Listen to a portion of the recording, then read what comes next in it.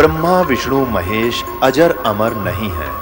इनका भी आविर्भाव अर्थात जन्म तथा तिरोभाव अर्थात मृत्यु होती है।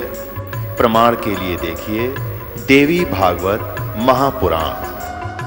ब्रह्मा, मैं, विष्णु और शिव यह तुम्हारी प्रभाव से जन्मवान है। तो हम तो जन्मवान है, हमारा तो जन्म होता है और मरते हैं, नित्य नहीं है, हम अविनाशी नहीं है। फिर इंद्रादि दूसरे देवता नित्य किस प्रकार हो सकते हैं?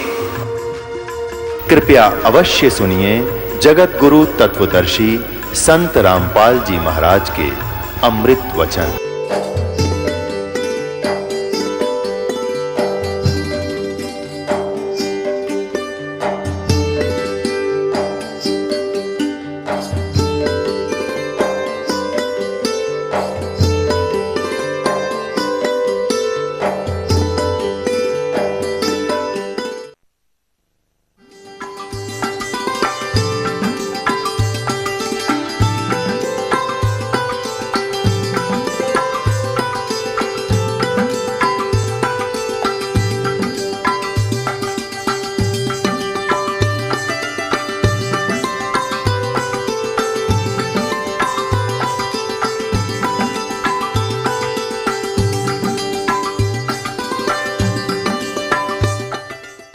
जब धर्मदास जी ने देखा कि ये और क्या स्वरूप बना रखा था परमेश्वर ने, एक जिंदा महात्मा का। जिंदा महात्मा कैसे होते हैं? मुसलमानों में होते हैं जिंदा महात्मा संत। उनकी एक ही जो ना ओवरकोट पहनते हैं, ऊपर पूरा एक कोट टाइप सा, चोगा बोल रहे हैं उसने, नीचे घुटनों से नीचे तक का होता है, पिंडलियों तक, और वो पहन रखा, और कच्छा होता है घुटनों से ऊपर तक, लंबे लंबे कच्छे जैसे सरदार पहना करे, और सिर पे टोप छोटा सा से काला लंबे चोटे का। ये वेशभूषा उन संतों की होती है जिनको जिंदा महात्मा कहते हैं, जिंदा संत कहते हैं, साधु कहते हैं। उस जिंदा वाले महात्मा में के रूप बनाकर परमात्मा उस प्यारी आत्मा के पास उसकी क्रिया देखने के लिए बैठ गया, विराजमान हुआ। जब वो धर्मदास ने देखा कि ये मुसलमान होकर और तेरी पूजा को देख रहा है, तो इससे लगता है कि अच्छी आत्मा है, हो सके तेरी बात को मान के ये सत भक्ति कर लेवे, और गीता जी जैसा शास्त्री पृथ्वी पर नहीं है, ऐसा वो समझाना चाहता है। इसलिए गीता जी के पाठ को ऊंचे ऊंचे सुर में पहले संस्कृत पढ़े, ऊर्ध्व मूलम अधः शाखम, और फिर हिंदी, फिर उसकी हिंदी पढ़े। ऐसे पढ़े कि ये सामने वाला अट्रैक्ट हो जा और ये लग जा सत भक्ति पे। अब चक्कर क्या पड़ा हुआ है कि हिंदू तो समझते हैं मुसलमानों की भक्ति गलत, और मुसलमान समझते हैं हिंदू गलत साधना करते हैं, और ईसाई समझते हैं कि हम श्रेष्ठ, ठीक हमारी साधना ठीक है, और सिख समझते हैं हम पूजा जो करें सर्वश्रेष्ठ है। अब देखो, यही बात इस 4 दिन में निर्णय होगा कि जो पुण्यात्मा कंटिन्यूस लगातार सुन लेगी उसको कोई संशय नहीं रहेगा साधना क्या होती है। साधना तो एक ही है और वो श्रेष्ठ ही है अगर वो मिल जावत है। जब तक हमें वो नहीं मिलती तब तक हम एक दूसरे को अश्रेष्ठ और अपने को श्रेष्ठ मानते रहते हैं। ये हमारी अल्पज्ञता होती है, क्योंकि हम अपने चारों धर्मों के पवित्र शास्त्रों को नहीं समझ पा रहे। अब वर्तमान में उनमें क्या अनमोल खजाना दबा हुआ है, जिसके कारण हम नाना प्रकार की अपनी सोच बनाकर उस पर आधारित हो चुके हैं और उन मूल शास्त्रों से हम दूर हो लिए। अब धर्मदास जी ने जब अपनी सारी क्रिया कर ली और गीता जी का पाठ करके अपना बंद हुए, समापन किया, ठाकुर जी की मूर्ति को अपनी गठड़ी में बांध लिया, तब परमेश्वर कबीर परमात्मा एक जीव का रूप बना के एक साधारण भक्त के रूप में बोलते हैं। कहने लगे, हे वैष्णव महात्मा। वो परमात्मा एक जीव को तो महात्मा कहते हैं, अपने आप को एक तुच्छ जीव बताते हैं। क्या कहते हैं कि हे महात्मा, मैं बहुत भ्रम लिया हूँ, मुझे अभी तक सत मार्ग नहीं मिला भक्ति का। मैंने नहीं कोई मुसलमान संत छोड़ा, ना कोई मुसलमानों वाली क्रिया छोड़ी, मैंने हिंदुओं के महापुरुषों से भी संपर्क किया, ईसाइयों के जो संत हैं उनके पास भी मैं पहुंचा हूं, लेकिन अभी तक मेरे मन की, मेरी आत्मा की संतुष्टि नहीं हो पा रही कि यह भक्ति मैं कर रहा हूं ठीक हूं। और आपकी जो भक्ति है मुझे बहुत अच्छी लग रही है, आपकी प्यारी प्यारी आवाज मेरे हृदय को खींच रही है। ऐसे कह के वो परमात्मा उस प्यारी आत्मा को अपने सतमार्ग का ज्ञान बताने की चेष्टा करते हैं। इन बातों को सुनकर धर्मदास बड़ा प्रसन्न हुआ कि एक मुसलमान होकर के और मेरी क्रिया को बड़ा अच्छी बता रहा है। तो बताने लगा, कहने लगा, जिंदा बैठ जा, तेरे भाग बड़े जो आप मुसलमान होकर के और मेरी बात को सहन कर लोगे, बताऊंगा उसको सुनोगे। तब उस प्यारी आत्मा परमात्मा ने कहा कि धर्मदास कहने लगा, भाई देखो महात्मा जी, हमने तो अपना जीवन कल्याण चाहिए। आज हम मुसलमान हैं, कल ना जाने हम किस जन्म में होंगे। आज हम हिंदू हैं, ना जाने कल किस मजहब में हमारा जन्म होगा। अगर आत्म कल्याण नहीं हुआ तो ये मजहब और ये हमारी जाति और ये शरीर सब व्यर्थ रह जाएंगे। मैं तो इस उद्देश्य से निकला हूँ कि मेरा कल्याण हो, चाहे किसी भी साधना से हो जाए, मुझे तो प्रभु चाहिए। आज हम हिंदू हैं, कल पशु बन जाएंगे। आज हम मुसलमान हैं, कल हम पशु बन जाएंगे। आज हम ईसाई हैं तो कल ना जाने किस जूनी में चले जाएंगे। आज हम सिख हैं तो ना जाने कहाँ हमारा डेरा होगा, अगर भक्ति ठीक नहीं बनी तो। धर्मदास इस बात से बड़ा प्रभावित हुआ और कहने लगा, बैठ जा, मैं बताता हूँ आपको भक्ति। अकान जी बताइए। मैं ना गीता जी का पाठ करते नित्य हूँ, और गीता जी एक ऐसा पवित्र शास्त्र, इसके बराबर इसके तुल्य पृथ्वी पर शास्त्र नहीं है। और एकादशी का व्रत रखता हूं मैं। मेरे गुरुदेव ना 68 तीर्थ करने की सलाह दी है, मेरे को आदेश दिया है, और उनके आदेश अनुसार मैं इन 68 तीर्थों पर भ्रमण के लिए निकला हुआ हूँ। श्री राम कृष्ण का जाप जपता हूँ, ओम नमः शिवाय का जाप जपता हूँ, शिवलिंग की पूजा करता हूँ। और फिर क्या कहा कि हम कोई जीव हिंसा नहीं करते। जिंदा जीव हिंसा माने वो कहना चाहते थे कि तुम मांस खाते हो मुसलमान, और हम हिंदू मांस नहीं खाते।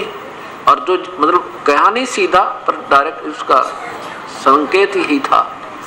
कहने लगे जो जीव हिंसा करते हैं ना, वो कभी सफल नहीं हो सकते, उनका जीवन तो बिल्कुल व्यर्थ जाता है, उनको तो पाप बहुत लगते हैं। अब कबीर परमेश्वर कहने लगे, धर्मदास मैं आपसे एक प्रार्थना करूं। कहने लगे, महात्मा जी मैं आपसे एक प्रार्थना करना चाहता हूं, आपका शुभ नाम क्या है, आप कहां से आए हो, आपकी तो बहुत अच्छी बातें लग रही हैं मुझे। धर्मदास जी ने बताया कि मैं वैश्य कुल में जन्म है मेरा, वैश्य कुल में यानी बनिए हैं हम, और मैं जो है वैष्णव, हम वैष्णव विष्णु जी के उपासक हैं, वैष्णव साधु कहलाते हैं हमारे गुरुदेव, हमने उनसे उपदेश ले रखा है। तो गुरुदेव ने हमें बताया है कि गीता जी का नित्य पाठ करना है। परमेश्वर ने कहा कि महात्मा जी एक प्रश्न है मेरे मन में, मेरी शंका का समाधान कीजिए। बोलो बेटा, बोलो जी क्या बात है, बोलो। कबीर साहब ने कहा कि देखो, आपने अभी बताया कि गीता जी के नित्य पाठ करने से आत्मा का कल्याण हो जाएगा। देखो आप और क्या क्रिया करते हो, आप पितृ पूजा करते हो? धर्मदास कहने लगे, हाँ जी पितृ पूजा करते हैं। पितृ पूजा नहीं करें तो फिर तो हमारे पितृ को जो है ना, वो उनका जो हिस्सा नहीं पहुंच सकता और वो दुखी हो जाते हैं। आप भगवान श्री कृष्ण और राम की पूजा करते हो, ब्रह्मा विष्णु महेश की भी साधना करते हो अकान जी, और गीता जी का नित्य पाठ भी करते हो अकान जी। देखो गीता जी के पाठ करने से लाभ नहीं, जैसा गीता जी में वर्णन है ऐसा आचरण करने से लाभ होगा। एक जमींदार था, वो वृद्ध हो गया और उसको संतान जब हुई तो वो थोड़ी सी लेट हुई। पुत्र जब उत्पत्ति हुई उनके तो वो वृद्ध हो चुका था। जब वो लड़का 12 वर्ष का था तो वो पिता लगभग 60 और 65 वर्ष की आयु का था। अब पिता ने सोचा कि तेरा इकलौता पुत्र है, कहीं अपने व्यवसाय में ये मार ना खा जावे, इसलिए क्यों ना मैं अपने अनुभव को, सारे जीवन के अनुभव को और पूरा विवरण लिख दूं एक किसी पैड पे बही में।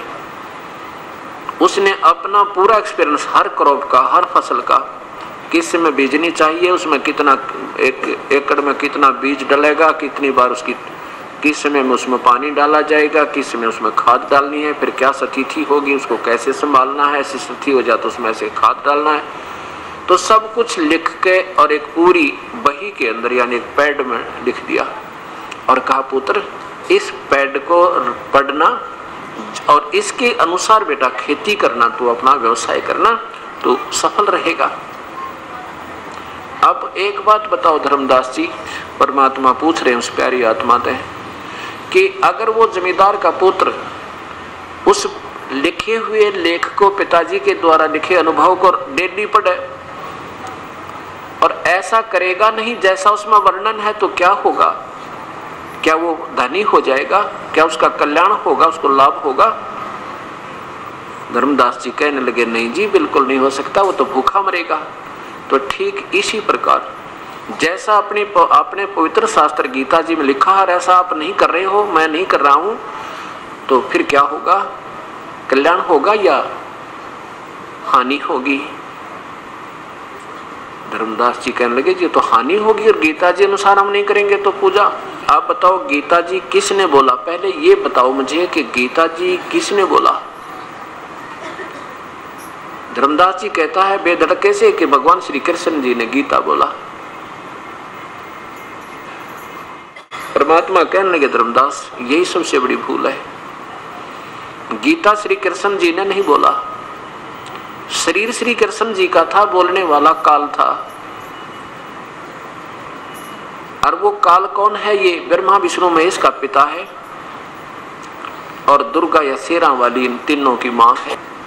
इस बात को सुनकर धर्मदास की तौड़ी चढ़ गई और कहने लगा मुसलमान हो गया तू? कहने लगा तू मुसलमान है ना, इसलिए हमारे देवताओं की तो बेइज्जती करना चाहता है। तुझे क्या मालूम गीता के बारे में? तू क्या जान सकता है गीता के बारे में? हमारे से ज्यादा क्या तुम जान जाओगे? कबीर साहब ने कहा देखो स्वामी जी नाराज ना हो, मैं तो एक शंका का समाधान चाह रहा हूं आपसे, मैं तो आपका दास हूं, आप नाराज ना हो। आप एक बार गीता जी को उठा लो। गीता जी कोई किसी का व्यक्ति विशेष का शास्त्र नहीं है और ये पवित्र शास्त्र उस समय लिखा गया था, ना तो कोई हिंदू था, ना मुसलमान, सिख, ना ईसाई, हम एक पिता की संतान है, हमारे पूर्वज एक थे। आपके नहीं किसी सर्कमस्टांसेस में किसी ऐसी मजबूरियों के कारण अलग हो गए हैं, लेकिन हम एक हैं, आज भी एक हैं। जब थोड़ी सी विवेक से सोचेंगे तो आज भी दो नहीं। लेकिन गीता जी में जो लिखा वो सोचो आप क्या लिखा है और किसने बोला है। धर्मदास चुप हो गया कि चल इसने कह लेने दे, जो ये कहेगा थोड़ी सी देर और सुन लेता हूं भाई। क्यों? धार्मिक आत्माओं में एक विशेष कसक होती है और ज्यादा वाद विवाद नहीं होता। बेशक दुखी हो रहा था उनकी बातों से, फिर सोचा कि देखते ही क्या बताएगा भाई, कृष्ण जी ने नहीं बोली तो और किसने बोली, क्या जाने इन बातों को। तो ऐसा वो सोचकर परमात्मा ने कहा देखो गीता जी के ज्ञान की कब आवश्यकता पड़ी कि जब अर्जुन युद्ध करने से मना कर देता है। और युद्ध क्यों हो रहा था कि कौरव और पांडवों का आपस में भाई बंटवारा नहीं हो रहा था। एक भाई बंटवारा था, ये कोई धर्म युद्ध नहीं था। धर्म युद्ध तो वो था जो सेनाओं पर लड़े, एक देश दूसरे पर बदमाशी करे तो उसके लिए सिरदर्द की बाजी लगाओ, तो धर्म युद्ध होता है। और ये तो एक भाइयों का आपस में बंटवारा था, ये नहीं हो रहा था लड़ाई होगी। और जब युद्ध दोनों का बंटवारा नहीं हो रहा था तो भगवान श्री कृष्ण 3 बार गए थे शांति दूत बनकर और दोनों को समझा रहे थे भैया लड़ाई ठीक नहीं, युद्ध बहुत बुरी चीज होती है। दोनों को बैठकर खूब समझा के देखो ये सब पृथ्वी यही है, अरबों खरबों व्यक्ति इस पर कब्जा कर कर मर गए हैं, राजा चले गए इनको पर अपनी राज को बना बना के, आज उनका नामो निशान नहीं है। रावण जैसे चले गए बकवाद करके, भाई ये युद्ध अच्छी बात नहीं है, लेकिन नहीं माने। अंत में भगवान श्री कृष्ण जी ने सोचा कि कहीं ऐसा ना हो ये पांडव मेरे रिश्तेदार हैं, क्योंकि भगवान श्री कृष्ण की सगी बहन सुभद्रा अर्जुन से ब्याही थी। तो भगवान श्री कृष्ण ने सोचा कि कई पांडव तेरा सहारा पाकर और युद्ध न करने में राजी ना हो, और इसलिए ये युद्ध के लिए तत्पर हो रहे हैं, अपनी जिद पर अड़े बैठे हैं। तो परमात्मा ने सोचा कि ये अनर्थ ना होवे, ना जाने करोड़ों बहन विधवा होंगी, करोड़ों बच्चे अनाथ होंगे। इसलिए प्रभु ने एक फैसला अपने मन में कर लिया। तीसरी बार जो मीटिंग की उन दोनों की, कौरव और पांडव की, क्या कहा परमेश्वर ने कि भी देख लो, तुम नहीं मान रहे हो, तुम तो दोनों जिद पकड़ गए, और ये जिद अच्छी नहीं तुम्हारी। इसका युद्ध का रिजल्ट देखो पहले, कितना खून बह जाएगा, हाहाकार मच जाएगी, और उस खून के सने हुए राज्य को जो करेगा वो राजा भी ठीक नहीं, उसका जीवन स्वस्थ नहीं रह सकता, उसका कभी सुख नहीं होगा।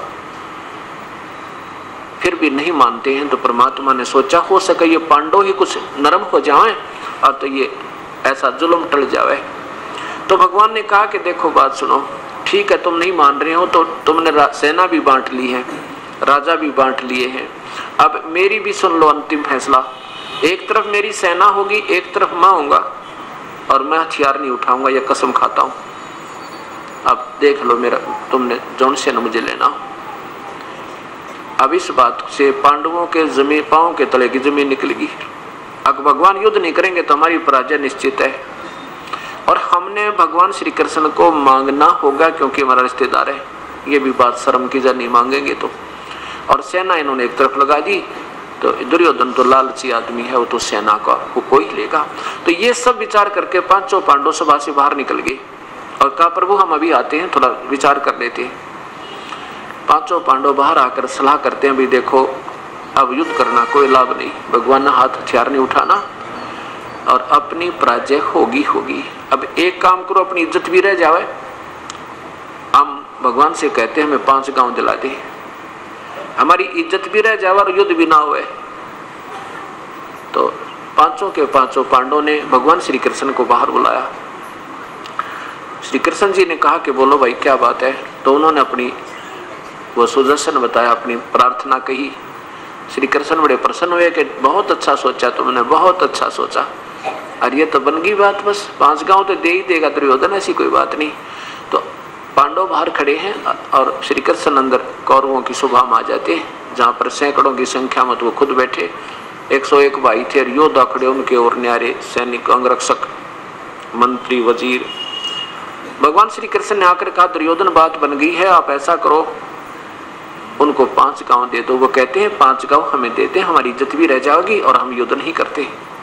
बहुत अच्छा हो गया। दुर्योधन के मन में आ गया कि ये डर चुके हैं और पांडव के पल्ले कुछ नहीं है, क्योंकि भगवान श्री कृष्ण ने युद्ध करने से मना कर दिया। तो दुर्योधन ने कहा कि पांडवों के लिए तो सुई की नोक टिके इतना भी स्थान नहीं है, 5 गांव तो बहुत बड़ी बात है, अगर उनमें दम है तो युद्ध करके ले सकते हैं। इस बात से भगवान श्री कृष्ण थोड़े से नाराज हो गए, कहने लगे युधिष्ठिर तू तो बुद्धि भ्रष्ट व्यक्ति है, तो व्यक्ति ठीक नहीं। अरे कहाँ 5 गांव, कहाँ आधा राज, कुछ तो सोच ले नादान तू, तेरे मक्कल नहीं दी भगवान ने। जब भगवान श्री कृष्ण जी ने ऐसी बात कही तो दुर्योधन नाराज हो गया। नाराज होकर के कहने लगा कि अपने सैनिकों से और अपने भाइयों से कहा इसको पकड़ो कृष्ण को और अरेस्ट कर दो, इसको डाल दो अंदर कैद में, और यहीं से युद्ध प्रारंभ होता है।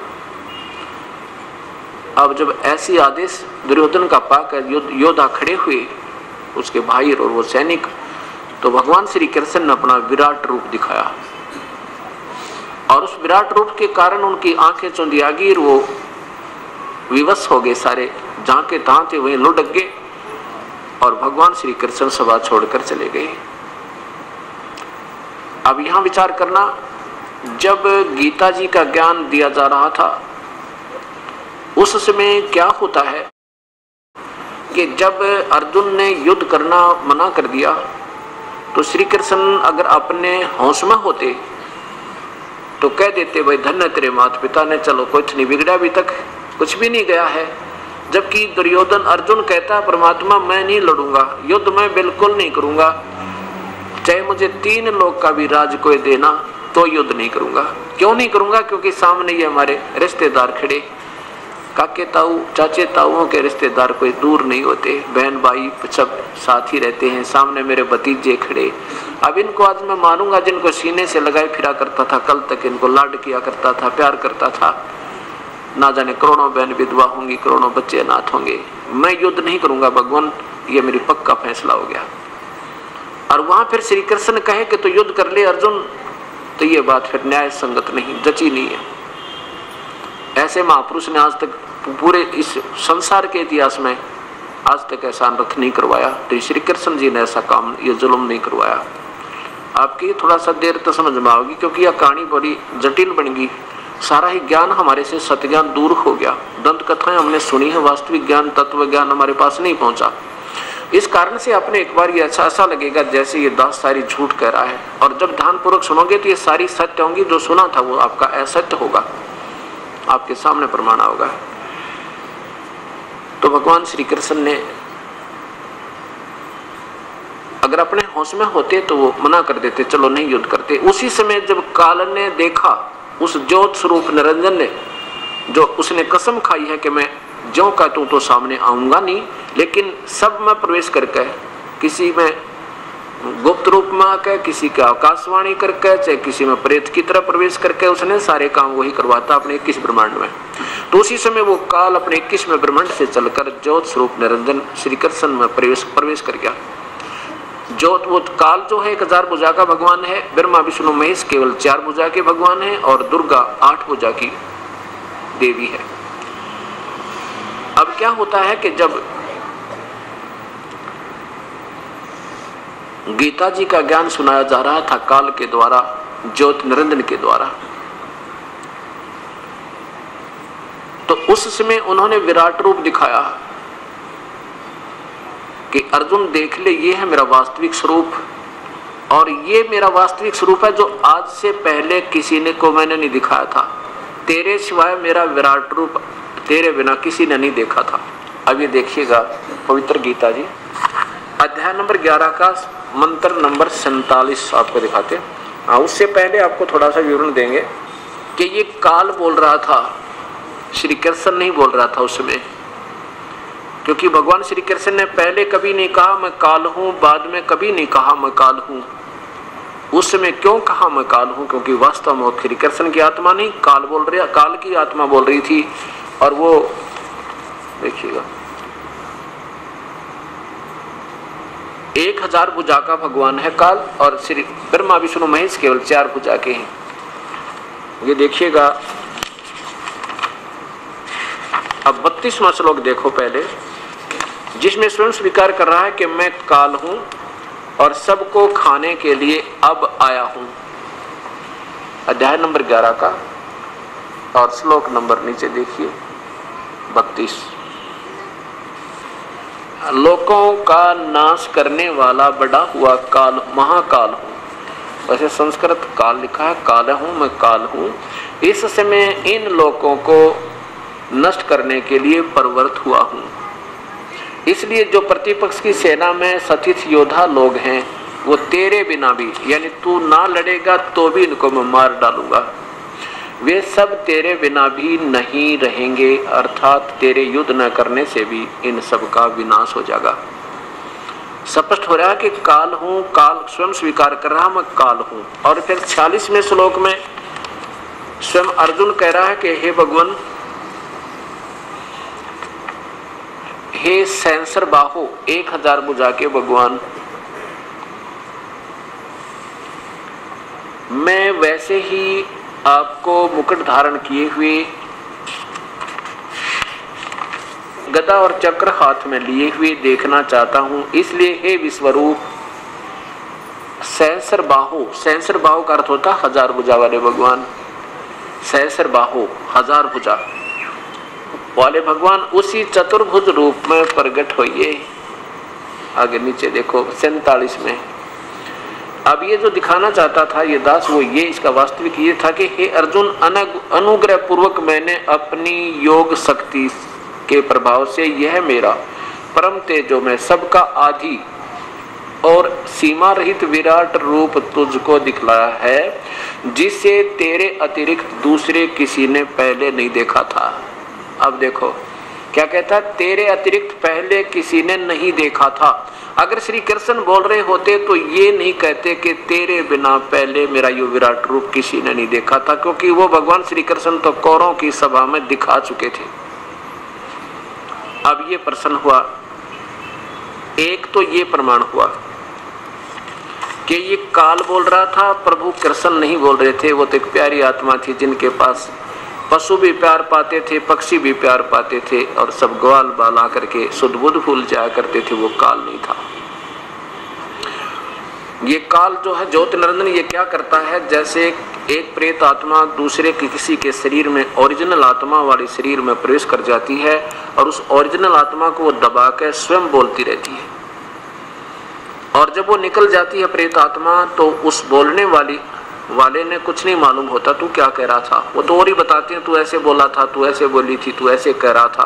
तो वो 2-4 बातें उसको बाद में याद हो जाती हैं, फिर उस स्वयं बता देता मैं ऐसे बोला था, ऐसे बोला था। अब दूसरा प्रश्न ये आता है, क्या कहा करते ये नादान संत, पहले हम दिन से पूछा करते थे कि भगवान श्री कृष्ण ने ऐसा जुल्म क्यों करवाया। जब वो मना करे अर्जुन रोए, पढ़ के देखो इस गीता जी को। अर्जुन जैसा योद्धा भयंकर रूप देख कर उस काल का डर रहा है, हाथ जोड़कर कांप रहा है, कहते मेरे देखा नहीं जाता प्रभु, आप अपने उसी रूप में आ जाओ। और वो जबर कहता है कि नहीं, युद्ध कराना ही उद्देश्य से सारी गीता प्रमाण दे रही है, और साथ में ज्ञान भक्ति का बिल्कुल सत्य दे दिया। तो ये क्या कहा करते थे कि अर्जुन जो है अपने अक्षत्रिय धर्म को भूल रहा था, और अक्षत्रिय निक्षत्रिय हो जाते, ये सब करते प्राण नहीं रहते, और ये बात बिगड़ जाती। इसलिए भगवान ने युद्ध कराना जरूरी था। इस तरह का जो ये बात तो सारी न्याय संगत नहीं है। अब भगवान श्री कृष्ण स्वयं अक्षत्रिय थे, और उन्होंने भी वो अनरस बचा दिया था अपने अक्षत्रिय धर्म को भूल के। कैसे? जब कंस का वध हो गया था, कर दिया था प्रभु ने, और अपने नाना जी को अग्रसेन को राजगद्दी सौंप दी थी। कुछ दिनों के बाद अग्रसेन जी ने कहा, बेटा मैं वृद्ध हो गया हूं और इस कारोबार ने तू ही लायक है, योग्य है, आप संभालो, मेरे बस का नहीं रहा। तो भगवान श्री कृष्ण जी ने वो राजकाज संभाला ही था। इतने में नारद जी उनको मुबारकबाद देने आए, और साथ में ये भी बता दिया कि यहाँ एक गुफा है, उसमें एक मुचकंद नाम का एक ऐसा राजा सो रहा है जिसमें सिद्धि है। वो 6 महीने सोता है, 6 महीने जागता है। जब जागता है तो युद्ध करता रहता है, सोता है वो उठता नहीं 6 महीने। कोई जगा दे बीच में, उसको कच्ची नींद उठा दे तो उसकी आंखों से अग्नि बाण छूटते हैं और सामने वाले को भस्म कर देता है। इतनी सिद्धि है उसमें। ये भगवान श्री कृष्ण का याद थी बातें। इतने में काल्यवन नाम के एक राजा ने मथुरा पर धावा बोल दिया, 18 करोड़ सेना लेकर। 18 करोड़। अब भगवान श्री कृष्ण और काल्यवन की सेना आमने सामने खड़ी होगी। अब श्री कृष्ण ने देखा कि तो बहुत बात बिगड़ जाएगी। ठीक है, वो सेना उनकी ज्यादा है, पर हम भी अपने पीछे नहीं हटेंगे। मेरे सैनिक भी ना जाने कितनी बहन विधवा होंगी, ना जाने कितने बच्चे अनाथ होंगे। क्यों ना इसका काम दूसरे ढंग से कर दूं। वो नारद वाली बात याद आएगी, और कहा उस काल्यवन से कि आ मेरे साथ, तू नीचे उतर, आम मेरे साथ आकर युद्ध कर। अब जो ही काल्यवन युद्ध के लिए रथ से नीचे कूदा तो भगवान भाग लिए, उस रण छोड़कर भाग गए। उसके बाद भगवान श्री कृष्ण को रण छोड़ भगवान कहने लगे, और जाकर उस गुफा में प्रवेश करके जिसमें मुचकंद सोया था, मुचकंद पर जाकर के अपना वो पीतांबर डाल दिया जो साथ सदर रखा करते थे भगवान। काल्यवन ने जाकर देखा कि, और उस सोए हुए मुचकंद पर कपड़ा डालकर आगे गुफा में चले गए। गहरे थोड़ा सा अंधेरा बहुत था। अब काल्यवन ने सोचा कि कृष्ण जी यहाँ पर छुप कर सो गया है। श्री कृष्ण समझकर मुचकंद की टांग पकड़ के ऐसे मरोड़ा और कहा, खड़ा हो कायर, तुझे ऐसे थोड़ा ही छोड़ूंगा मैं। मुचकंद को दर्द हुआ, उसको पीड़ा हुई तो आंख खुली, वो निंद्रा भंग होगी। जो ही उठा तो सामने अग्नि बाण छूटे, काल्यवन का वध हुआ। भगवान श्री कृष्ण ने पकड़ कर काल्यवन की टांग और घसीट कर कुत्ते की तरह उनकी सेना के सामने पटक दिया। अब उसमें राजा की मृत्यु, सेना की हार होती थी।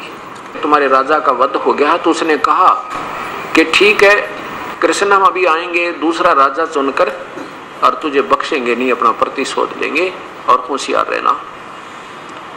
राजा का शव उठा करके वो सेना चल पड़ी। भगवान श्री कृष्ण जी ने क्या कहा, विश्वकर्मा को बुलाया और विश्वकर्मा से कहा कि एक ऐसा स्थल ढूंढ दे विश्वकर्मा जहां पर समुद्र के अंदर केवल एक गेट हो, एक द्वार हो और उसमें एक सुंदर नगर बना दे। हम सभी वहीं आ रहे हैं, यहाँ तो इन नादान लोगों के बीच में फंस गए हम आके।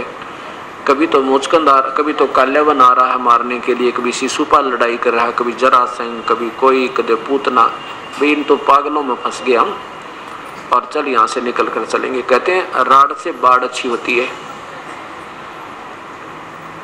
तो उस विश्वकर्मा जी ने एक द्वारिका एक एंट्रेंस गेट था जिसमें एक बड़ा टापू था समुद्र में, वो ढूंढ कर वहां बना दी द्वारका।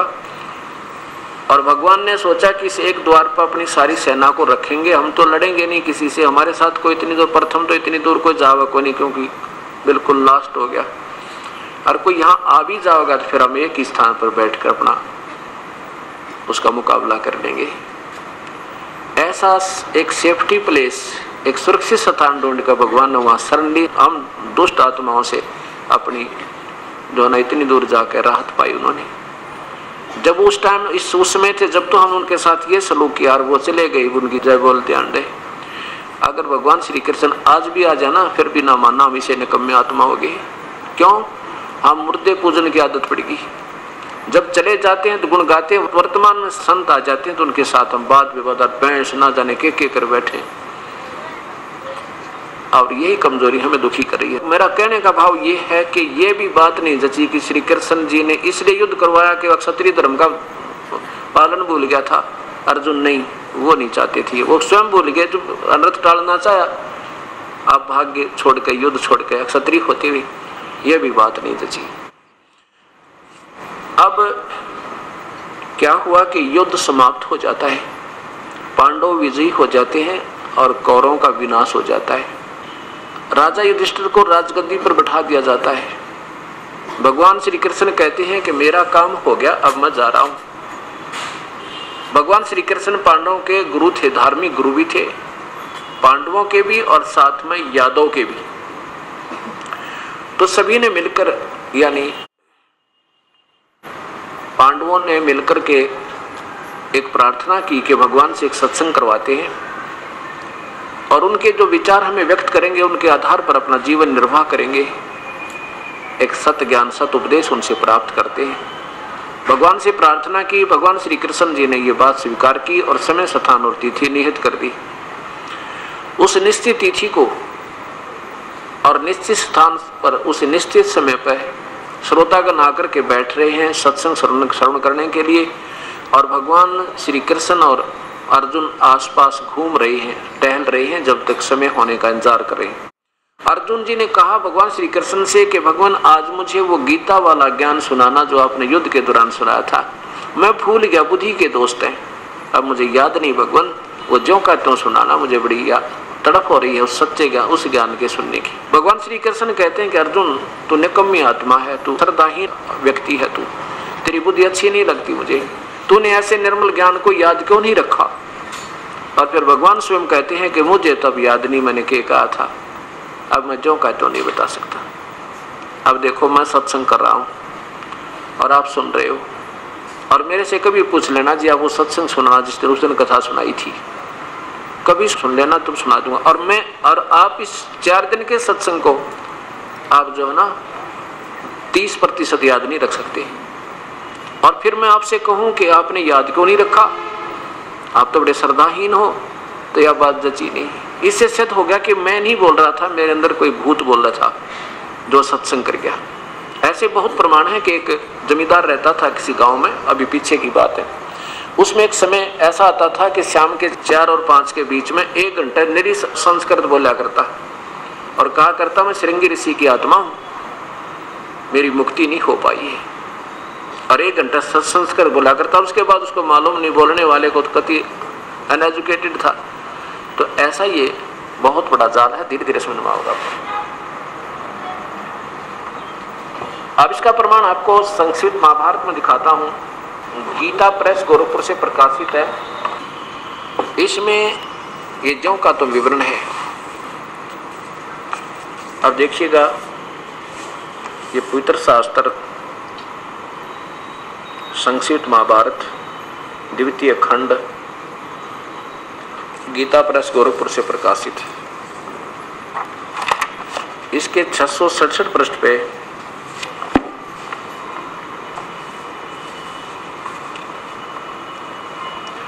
अर्जुन का श्री कृष्ण से गीता का विषय पूछना और श्री कृष्ण का अर्जुन से सिद्ध महर्षि और कश्यप का संवाद। एक दिन सज्जनों से घिरे हुए दोनों मित्र स्वेच्छा से घूमते घूमते सभा मंडप के ऐसे भाग में पहुंचे जो स्वर्ग के समान सुंदर था। पांडवनंदन अर्जुन श्री कृष्ण के साथ रहकर बहुत प्रसन्न थे। उन्होंने एक बार उस रमणीय सभा की ओर दृष्टि डालकर भगवान से ये वचन कहा, देवकी नंदन, जब युद्ध का अवसर उपस्थित था उस समय मुझे आपके माध्यम का ज्ञान और ईश्वरीय स्वरूप का दर्शन हुआ था, किंतु केशव आपने शनिवर्ष पहले मुझे जो ज्ञान का उपदेश किया था वह सब इस समय बुद्धि के दोष से भूल गया है। उन विषयों को सुनने के लिए मेरे मन में बार बार उत्कंठा होती है। उधर आप जल्दी ही द्वारका जाने वाले हैं, अतः पुनः वह सब विषय मुझे सुना दीजिए। व्यासपान जी कहते हैं कि अर्जुन के ऐसे कहने पर श्री कृष्ण बोले,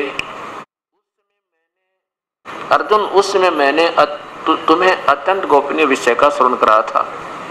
अपने स्वभूत रूप भूत नित्य लोकों का भी सनातन धर्म और पुरुषोत्तम तत्व का परिचय दिया था और नित्य लोकों का भी वर्णन किया था, किंतु तुमने अपनी नासमझी के कारण उस उपदेश को याद नहीं रखा। यह जानकर मुझे बड़ा खेद हुआ। उन बातों का अब पूरा पूरा स्मरण होना संभव नहीं जान पड़ता। पांडव नंदन, निश्चय तुम बड़े श्रद्धाहीन हो, तुम्हारी बुद्धि अच्छी नहीं जान पड़ती। अब मेरे लिए उस उपदेश को ज्यों का त्यों दोहरा देना कठिन है, क्योंकि उस समय मैंने योग युक्त होकर अपने परमात्म तत्व का वर्णन किया था। अब क्या कह रहे हैं कि अब मेरे लिए उस उपदेश को ज्यों का त्यों दोहरा देना कठिन है। अब ये कहानी क्या है? भगवान स्वयं कह रहे हैं कि मुझे अब याद नहीं, और उस समय तो मैं योग युक्त हो गया था। योग युक्त होना मीन होता है कनेक्शन विद गॉड, परमात्मा से कांटेक्ट हो जाना, उससे मिल जाना। और फिर वो शक्ति बोला है, उसकी शक्ति की जो ज्ञान हुआ। अगर भगवान श्री कृष्ण युद्ध के मैदान में योग युक्त हो सकते हैं तो इब के देर लगे थे योग युक्त होते, अभी हो सकते थे नहीं, वो काल बोल रहा था। अब देखो, भगवान श्री कृष्ण तो कह रहे हैं कि मुझे अब याद नहीं, मैं बोल नहीं सकता, ना बता सकता। और यही गीता जी युद्ध के कई वर्ष पीछे वेद व्यास जी ने ओए होए फिर दोबारा लिपिबद्ध कर दी जो अपने पास है। श्री कृष्ण जी तो कह रहे हैं मैं बोल नहीं सकता, मैं योग युक्त नहीं हो सकता था, मुझे नहीं याद अब क्या कहा था, क्योंकि वो काल निकल गया उसमें से सारा महाभारत करवा के। और फिर वेद व्यास जी से फिर लिखवा दिया पवित्र ज्ञान ज्यों का तो एज इट इज, एक अक्षर का फेर नहीं इसमें। तो फिर वो काल उसी तरह प्रेत की तरह वेद व्यास जी में प्रवेश हो गया। अब इन बातों से ये सिद्ध हो गया कि श्री कृष्ण जी ने गीता में एक अक्षर भी नहीं बोला, नहीं तो ऐसे शब्द अर्जुन रो रहा है, हाथ जोड़े, पैर पकड़े, मैंने बख्श दो, मैं युद्ध नहीं करूंगा, ये घुमा फिरा के युद्ध की तरफ संकेत करे। तो गीता जी श्री कृष्ण ने नहीं, ब्रह्म ने बोली। ब्रह्म तीन परमात्मा है, ब्रह्म, पर ब्रह्म और पूर्ण ब्रह्म, ईश्वर, परमेश्वर। अब हमने इन तीनों परमात्माओं की स्थिति को समझना पड़ेगा। अब देखो, इस भक्ति मार्ग में हम बहुत पिछड़ गए, और हमारे पिछड़ने का मूल कारण है हमारे शिक्षक ठीक नहीं थे। हमारे धार्मिक जो गुरु रहे हैं वो अपने मूल शास्त्रों से परिचित नहीं थे। जो हमारे इस चारों धर्मों के पवित्र शास्त्रों में वास्तविकता जो आज भी विद्यमान है, तो वर्तमान के जो हमारे गुरु रहे हिंदू, मुस्लिम, सिख, ईसाई के, वो इनसे दूर हो चुके हैं। इस करके हम भ्रमित हो गए सारे। अगर गुरु नानक देव जी की वाणी को सिख धर्म समझ लेना, कहीं भ्रमित होने की जरूरत नहीं। क्योंकि समझ नहीं पा रहे। अगर गीता जी को समझ ले तो इस हिंदू धर्म ने कहीं भ्रमित होने की जरूरत नहीं पड़ा इतनी भी, और पवित्र बाइबल को समझ ले तो ईसाइयों को नहीं भ्रमित होना पड़ता, और पवित्र कुरान शरीफ को समझ ले तो मुसलमान भटका नहीं खा सकते। वास्तविकता बहुत दूर हो जाती है, क्योंकि समय आने पर एक तो बीच में प्राकृतिक उथल पुथल हो जाती है, जैसे कभी अकाल पड़ गई, अपनी जान की बचाव नहीं रहता तो कहाँ शिक्षा याद रहती, कहाँ धर्म याद रहे थे, सब खत्म हो जाते हैं। ना जाने किस प्रकार हाहाकार होकर दुनिया की मृत्यु होती है। उसके बाद फिर थोड़ी स्थिति ठीक होती है, फिर मनमुखी लोग अपने हिसाब से सेट करना प्रारंभ करते हैं, वास्तविकता उन शास्त्रों से दूर हो जाती है, कि वास्तविकता में दूर हो जाते हैं। अब आपके सामने ये यथार्थ ज्ञान, ये तत्व ज्ञान आओगा तो सब शास्त्रों के ऊपर आधारित होगा। अब कई नादान भक्त आत्मा कहते हैं कि महाराज जी तो केवल जो है ना किताबें दिखाते रहते हैं, सत्संग नहीं करते। तेरा गजब हो, यह सत्संग क्या होता है? फिर सत्संग ये होता है सुदामा और कृष्ण की कथा सुना दे, सत्संग ये होता है बेलनी और राम की कथा सुना दे, बस इसी को सत्संग मानते हो। यही तो सत्संग है जो सामने से पहले तुम्हें ये पता चले हम कर क्या रहे हैं और करना क्या चाहिए था।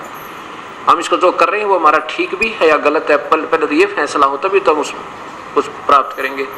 जब तक हम यही नहीं मालूम जिस दिशा पर हम जा रहे हैं, मार्ग पे हम चल रहे हैं, ये ठीक है कि गलत है, तो उसका व्यर्थ जाना है। और इन शास्त्रों को दिखाने की मुझे कतई जरूरत नहीं थी, क्योंकि मैं तो ऐसा समझो जैसा अंधा होता है। क्यों? एक अंधा जा रहा था लालटेन लेकर रात्रि में, और सामने से बच्चे आ रहे थे उछल कूद करते हुए। अंधे ने आवाज लगाई सूरदास ने कि वे देखना बच्चों, बाल को देखना, मैं अंधा हूँ, देखना, देख कर चलना, मैं अंधा हूँ, कहीं मेरे में जो है टकरा ना जाओ मेरे से। वो बच्चों ने आवाज सुनी कि अंधा और लालटेन लिए कैसे लेकर आ रहा है, तो उन्होंने कहा कि बाबा आप अंधे हो? कहाँ बेटा मैं अंधा हूँ। कि लालटेन किस लिए रख रखी है आपने? कि आप आंखों वालों के लिए, कि मेरे में टक्कर ना मार दो। तो ऐसे ये शास्त्र तो एक लालटेन ले रखी है मैंने आप आंखों वालों के लिए, कि कहीं मैं जो शास्त्र दिखाऊंगा वो किसी से जरूर संबंधित होगा, या तो हिंदू से होगा या मुसलमान से होगा, सिख से या ईसाई से जरूर होगा। जो मैं वचन बोलूंगा फिर वो शास्त्र दिखाऊंगा, तो आपके लिए लालटेन हो जाएगी। वो मेरे से ना टकराएं, मेरे से ना खसें, पहले अपने शास्त्र देखे जाके, या किसी मजहब या संत या किसी पंथ के दिखाऊंगा, उन्हीं महापुरुषों के लिखे हुए दिखाऊंगा। तो वो पहले ये ना सोचें संत गलत कह रहे हैं, तो पहले उस लालटेन के चांदने में अपने उस महापुरुष की पुस्तक देख लें, उसमें क्या लिखा है। और उसमें लिखा वही दास बता रहा था, बुरा क्या है? फिर पेट में दर्द क्यों हो इनके? हमारे गुरु जी किताब क्यों दिखावें? कोई बात हुई? 100 रुपये ला के खरीद रखी, दुनिया पढ़ने लग रही इसको, और मैं भी दिखा दूं तो क्या दिक्कत है भाई? फिर चिंतित क्यों होते? फिर उसमें गलत लिखा है तो तुमने लिखा क्यों? अब चिंता हो रही है, उसको करेक्ट करो अपने को, हो जा गलती, ना जाने किस पर हो जाए। अब तो सेट कर लें इसको मिलकर के, इसमें मान बढ़ाई क्या है? तो इसलिए ये शास्त्र दिखा रहा हूँ। मुझे कोई आवश्यकता नहीं, 6 घंटे बोल सकता हूँ बगैर शास्त्र के, किसी की किताब के देखे। कदे कोई न्यूज सोचा है केवल शास्त्र बोल ही पढ़ रहा नहीं। ये भी मान बढ़ाई नहीं बताना चाहता मैं कि भाई मैं बड़ा विद्वान हूँ, लेकिन मैं दुखी आत्मा था आपकी तरह, और दिशा कोई नहीं मिल रही थी। उसी स्थिति में आज आप लोग हो। आप भावुक हो, जो भी संत मिला उसकी बात को सत्य मानना हमारा स्वाभाविक था, स्वभाव है। और हम क्योंकि जैसे बीमार आदमी जाता है तो वैद्य समझ कर ही जाएगा वैद्य के पास, और फिर वैद्य दवाई जब उसके साथ वो वाद विवाद कर ही नहीं सकता मरीज, तो वो तो लेवेगा खावेगा चलेगा। तो वैद्य की दवाई को वैद्य बता सके, डॉक्टर की ट्रीटमेंट को दूसरा डॉक्टर ही बता सके है कि ये गोलियां वो नहीं है जिसके लिए तुम्हें दी गई है। फिर उसको सावधान होना चाहिए, फिर देखना चाहिए कि वास्तव में क्यों इन्होंने ऐसा कहा। तो 20 जगह मिलाओ उनको, तुम खावे, नहीं तो फिर सूख के व्रत में उन दवाइयों के खाने का जब लाभ ही नहीं है तो क्यों खाम अपने पैसे व्यर्थ करे और समय खो, अपना जीवन बर्बाद हुआ।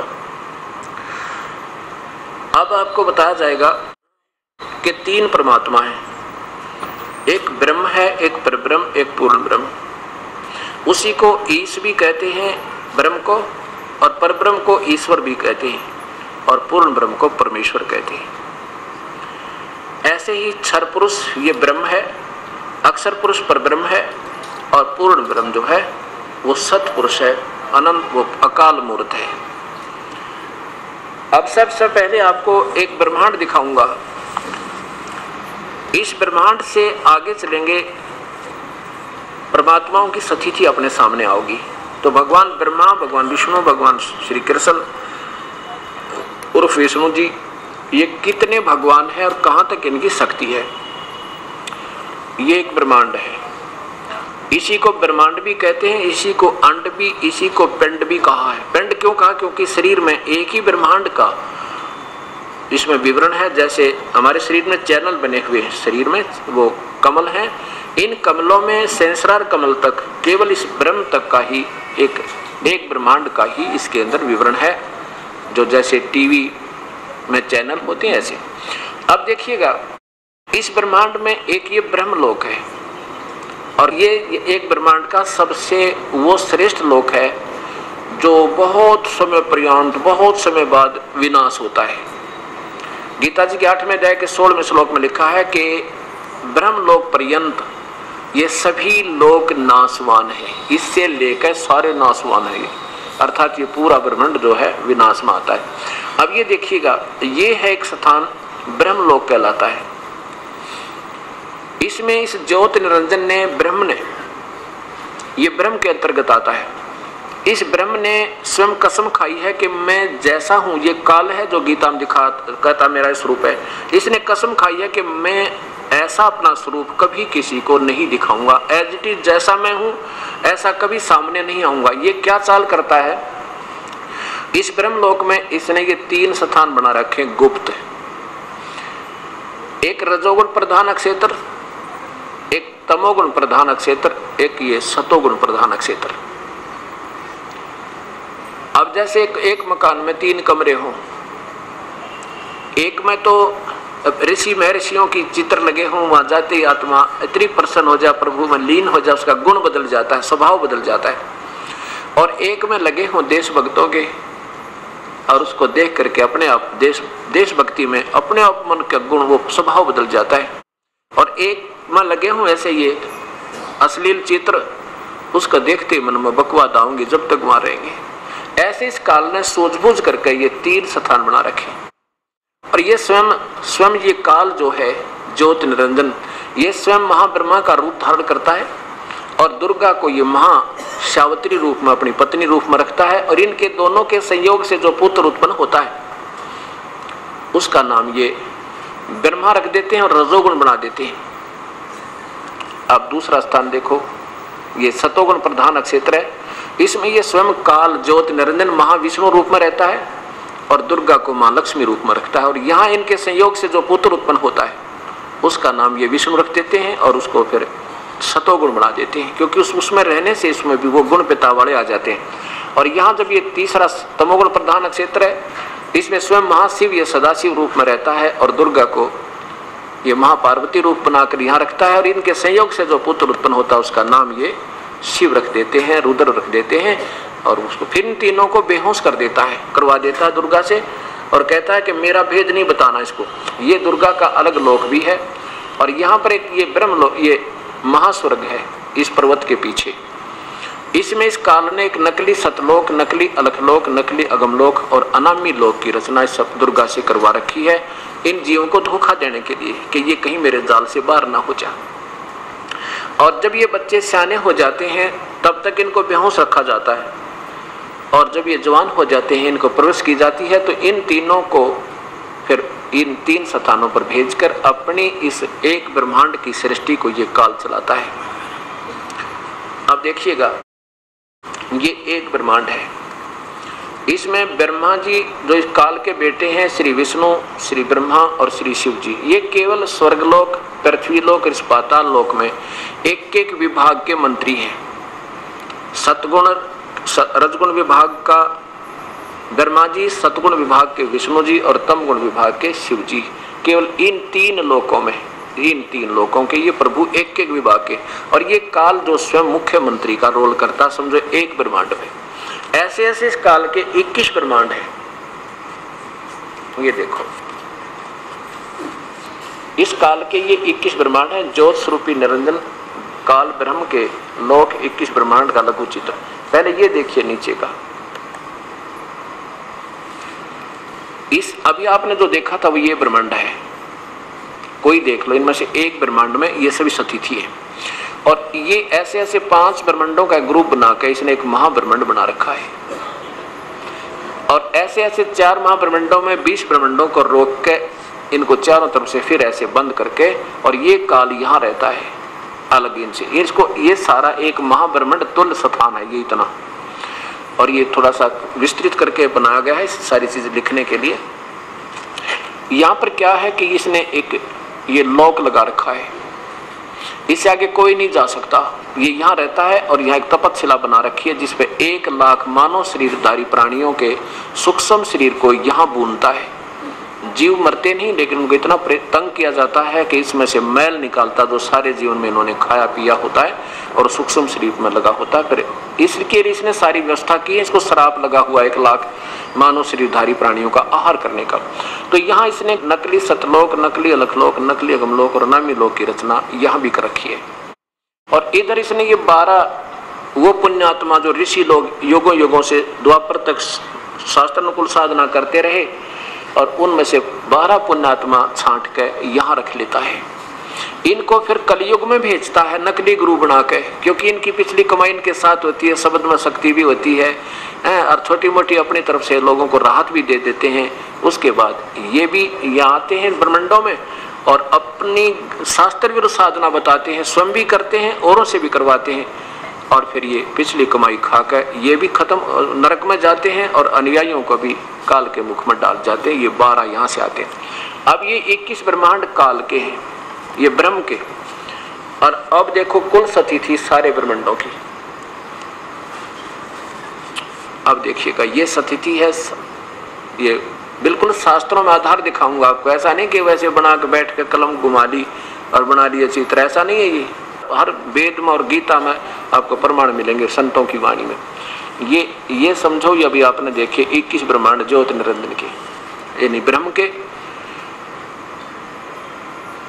और ये साथ में 7 संघ ब्रह्मांड। और ये जो एक ब्रह्मांड है ना, ये इसमें एक ब्रह्मांड में ब्रह्मा विष्णु महेश केवल एक विभागीय मंत्री है, एक विभाग के।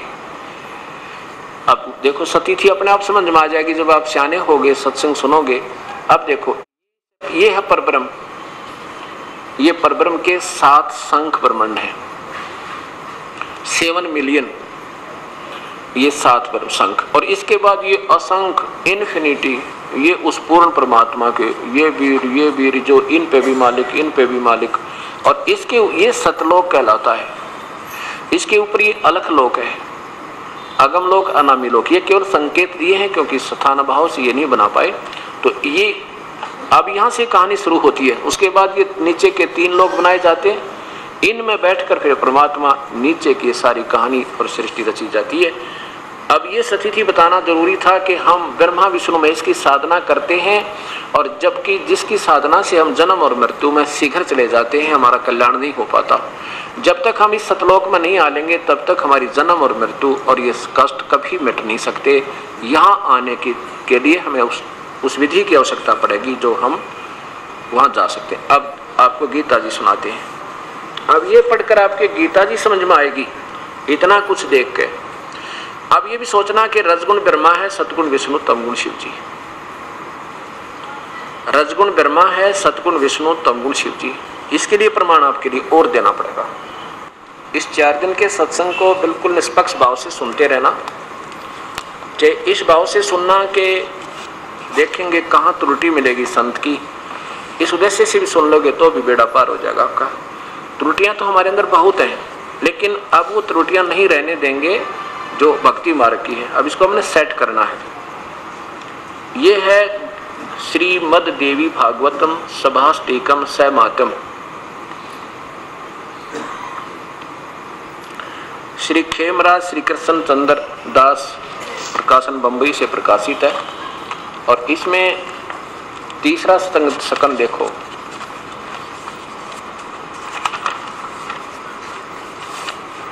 अथ श्रीमद देवी भागवते भाषा टीका युक्ते 3य सकंद प्रारंभते। इसके भगवान शंकर स्वयं कह रहे हैं, 7वां अध्याय श्लोक समाप्त हुआ, 8वां मंत्र प्रारंभ होता है। हे माता, यदि हमारे ऊपर आप सदा आप दया युक्त हो तो हमको तमोगुण में, मुझे तमोगुण किस प्रकार प्रदान किया? ब्रह्मा रजोगुण और हरि यानी विष्णु को सतोगुण क्यों बना दिया? फिर देखो भगवान शंकर कहते हैं, हे माता, यदि हमारे ऊपर आप सदा दया युक्त हो तो हमको तमोगुण में किस प्रकार प्रदान किया, और ब्रह्मा रजोगुण, हरि सतगुण। फिर संस्कार देखो, ये 7वां समाप्त हुआ, 8वां प्रारंभ होता है। यदि दयाधर्मना न सदाम्बिके कथम अहम विहिता चाहे, मैं मन में क्यों बना दिया तमोगुण, मैं तो तमोगुण क्यों बनाया। और कमल जय, कमल से उत्पन्न होने वाले ब्रह्मा को आपने रजोगुण संभव बना दिया, रजोगुण बनाया, क्यों बनाया।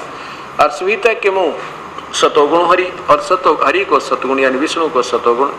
अगर आप इतने दयालु हो हमारे ऊपर, जैसा आप कर रहे हो बेटा मुझे बहुत अच्छे लगते हो, तो आपने मुझे तमोगुण क्यों बना दिया और ब्रह्मा को रजोगुण, विष्णु को सतोगुण क्यों बनाया, क्योंकि ये भी दुखी है बेचारे। अब देखो आज 1 लाख प्राणी, किसी का बेटा मर गया, किसी की बेटी मर गई, 1 लाख परिवारों में आज आहार खाना नहीं बनेगा, और बाकी के हम बचे हुए हैं। हम सोच रहे अभी हमने नहीं मृत्यु होगी, क्यों नहीं होगी, हमने क्या मजबूती पकड़ रखी है हम, जिसके कारण हमारी मृत्यु ना होगी। इस काल के लोक में हम इतने कष्ट पे कष्ट उठाते आ रहे हैं, और फिर भी हमारे अंदर, क्योंकि हम सोचे कहाँ से, अभी तक हमें किसी ने बताया नहीं कि कोई ऐसा स्थान भी है जहाँ हम जा सकते हैं। और जिन्होंने अभी तक ये सतलोक की महिमा गाई वो कति नकली गा रखी है, वो नाम भी गलत बता रखे हैं, जो वो जा नहीं सकते वहां पर, वो काल प्रेरणा थी। अब देखिएगा, अब इससे पहले कि ये काल जो है ये ज्योत निरंजन काल है, ये सदाशिव का रोल भी यही करता है, इसी को सदाशिव भी कहते हैं। ये देखिएगा, अब गीता जी के ज्ञान को समझाने से पहले ये भूमिका बन रही है। अगर दास पहले आपको समझावे गीता जी को शुरू कर दे तो आप एक नहीं समझ, मावर ने होकर झूठ बोल रहे नहीं। अब देखो, अब शिव महापुराण नीचे देखिए, गीता प्रेस गोरखपुर से प्रकाशित है, अंदर से भी देखिए।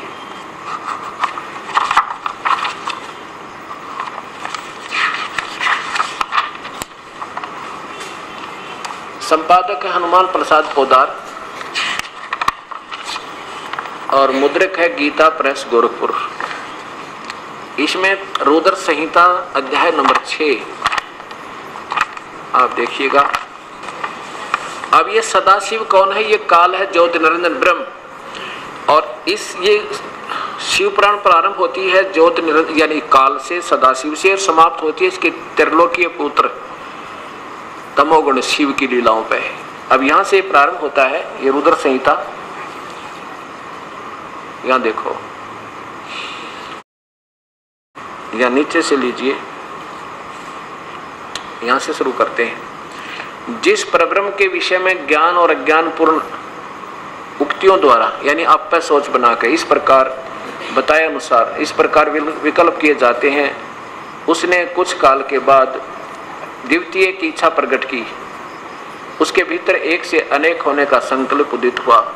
तब उस निराकार परमात्मा ने अपनी लीला शक्ति से अपने लिए मूर्ति यानी आकार की कल्पना की। नीचे देखो, जो मूर्ति रहित परम ब्रह्म है उसी की मूर्ति चिन्त आकार यानी भगवान सदाशिव है।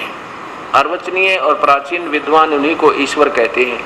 उस समय एकाकिक रहकर इच्छानुसार व्यवहार करने वाले उन सदाशिव ने अपने विग्रह से स्वयं ही अपने अंदर से एक स्वरूप भूता शक्ति की सृष्टि की। आगे देखो यहाँ, अच्छा उस पराशक्ति को, वो दुर्गा है ये जो काल के शरीर से निकाली थी, उसी पराशक्ति को प्रधान प्रकृति गुणवती माया बुद्धि तत्व की जननी तथा विकार रहित बताया गया है। वह शक्ति अंबिका कही गई है, उसी को प्रकृति याद रखना दुर्गा को कहते हैं। ये गीता जी में काम आओगा, जब आपको गीता जी में दिखाऊंगा ब्रह्मा विष्णु महेश के माता पिता। उसी को प्रकृति सर्वेश्वरी और त्रिदेव जननी, ब्रह्मा विष्णु महेश की माता त्रिदेव जननी नित्ता और मूल कारण भी कहते हैं। सदाशिव द्वारा प्रकट की गई उस शक्ति की 8 भुजाएं हैं। ये भी कसर निकाल दी, कोई न सोचे और कोई होगी, दुर्गा नहीं थी, 8 भुजा भी बता दी, यानी कतई संशय रहित होकर दिया। और इस अनमोल शास्त्र को हम नहीं समझ पाए अभी तक। अब नीचे देखो, और दूसरे नंबर पर इस काल की महिमा आती है। वे जो सदाशिव हैं उन्हें परम पुरुष ईश्वर शिव शंभु और महेश्वर कहते हैं। वे अपने सारे अंगों पर भस्म रमाए रहते हैं। उन काल रूपी ब्रह्म ने, ओए होए, वो सदाशिव भी उसी को कहते हैं, काल भी और ब्रह्म।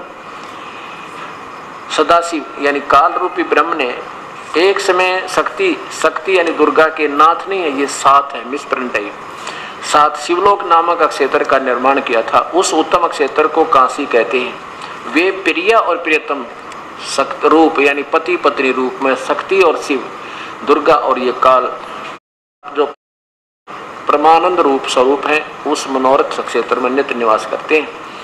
आगे देखिए, मुने शिव और शिवा ने प्रलय काल में भी कभी उस क्षेत्र को अपने सानिध्य से मुक्त नहीं किया। यहाँ देखो, देव से एक समय उस आनंद वन में रमण करते हुए शिवा और शिव के मन में यह इच्छा हुई कि किसी दूसरे पुरुष की सृष्टि करनी चाहिए, यानी कोई और बच्चा पैदा करें। ऐसा निश्चय करके शक्ति सहित सर्वव्यापी परमेश्वर शिव ने अपने वाम भाग के 10वें अंग पर अमृत मल दिया। फिर तो वहां से एक प्रगट पुरुष प्रकट हुआ।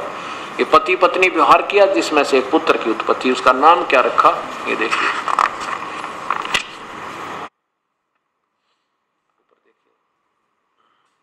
तदंतर उस पुरुष ने परमेश्वर शिव को प्रणाम करके जो उत्पन्न हुआ था, स्वामी मेरा नाम निश्चय करके कहिए तथा मेरा काम भी बताइए। उस पुरुष की यह बात सुनकर महेश्वर भगवान शंकर हंसते हुए मेघ के समान गंभीर वाणी में बोले। शिव ने कहा, वत्स बेटा। काल बोला, बेटा व्यापक होने के कारण तुम्हारा विष्णु नाम विख्यात हुआ। यानी सदाशिव, काल और दुर्गा के संयोग से विष्णु की उत्पत्ति सिद्ध हुई। अब यहाँ देखो,